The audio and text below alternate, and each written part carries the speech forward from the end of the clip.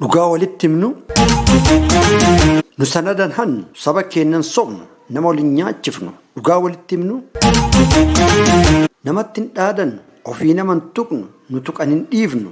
Dhugaa walitti himnu mana gumaan dhaqnu seera hin cabsinu dhugaa hin dhossinu. Dhugaa walitti himnu teessoon xureessinu soba irra geessinu beekaan xiqqeessinu.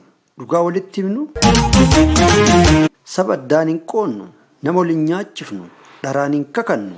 Dhugaa walitti himnu dhaalaan hin bulchinu gadoo hin kaayyannu ummata hin basaasnu. Dhugaa walitti himnu garaaf biyyaan baanu waadaa galle nyaannu bakka lolle luqqifannu. Dhugaa walitti himnu dubartiin himannu bukkee gadaan goonu buqqee duwwaan baannu. Dhugaa walitti himnu maatii namaan diignu nageenyan booressinu toltuu hin dagannu. Dhugaa walitti himnu horii namaan saamnu falfalan hojjannu nama hin ajjeernu. Dhugaa walitti himnu nu sanadan hannu saba keenyan sobnu nama waliin nyaachifnu. Dhugaa walitti himnu namatti hin dhaadannu ofii nama hin tuqnu nu tuqan hin dhiifnu. Dhugaa walitti himnu mana gumaan dhaqnu seera hin cabsinu dhugaa hin dhossinu.